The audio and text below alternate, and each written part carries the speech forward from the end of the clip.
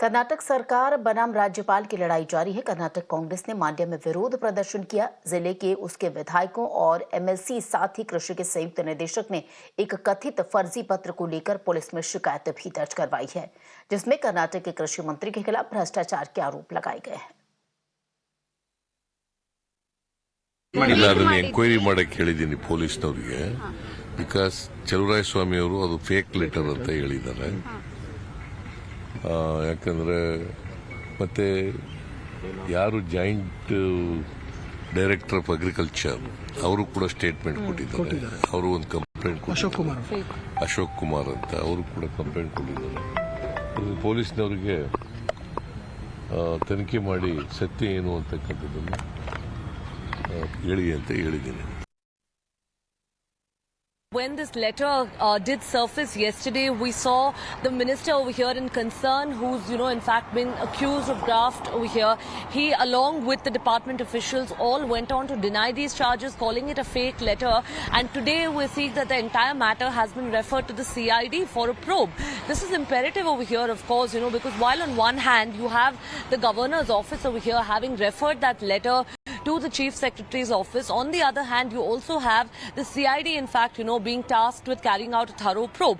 Now this also, of course, comes as a larger part of the graft charges that we're seeing, being leveled right now against the government. We'll really have to wait and see where this pans out and how this goes now for the agriculture minister over here in concern, and whether that probe that's being conducted by the CID actually goes on to yield any truth at all or not. Because again, it's important to mention that there's also a police complaint now, of course, separately, that had been filed, citing that this letter is fake. So possibly, verifying the authenticity of this letter would be the first, task, of course, on the hands of the CID, and later, most importantly, identifying where this letter came from. That's something that we've seen Congress leaders even meeting the Home Minister about and seeking that a thorough probe be carried out into this and the source of that letter be identified at the earliest.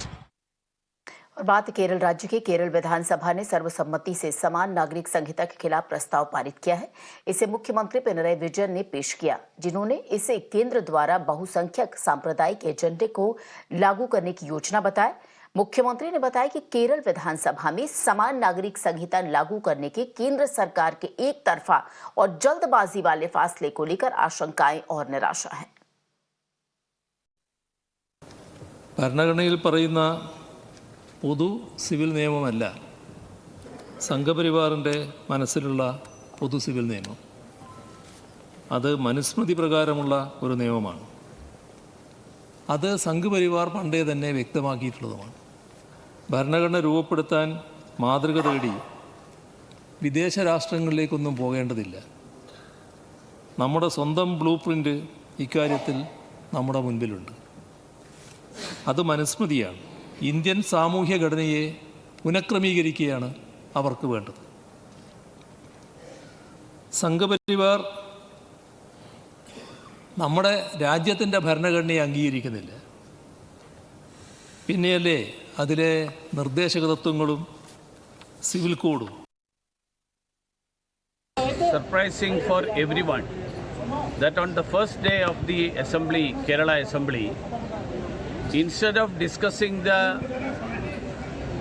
issue of rising price hike in Kerala, both the opposition and the ruling front decided to have a discussion on the UCC, on which even a draft has not come out. But they want to make the minorities, I would say the Islamists, happy by taking up the issue of UCC.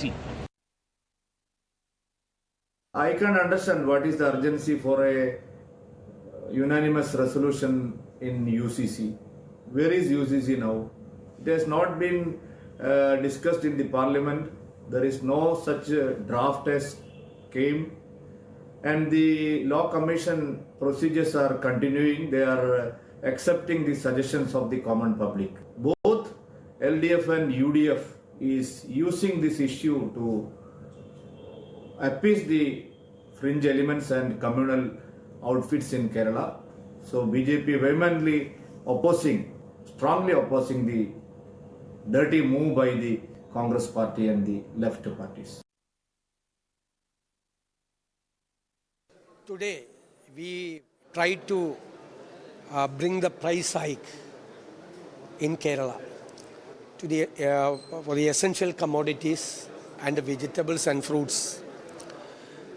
Kerala is a special state which is a consumer state. 1964 onwards, we have introduced statutory rationing system, and we have Civil Supplies Corporation for the intervention to the market. Whenever the price is going up, there will be a market intervention from the side of the government. But unfortunately, after March 31st, the government is not doing anything.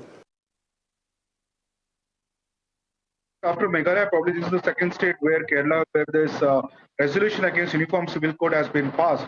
Even as the draft bill is still not there, but the Kerala government has, a left government has already introduced this resolution, and they say that they're opposing the Uniform Civil Code. In the resolution, the Chief Minister himself, Mr. Pinarayi Vijayan, said that they do not,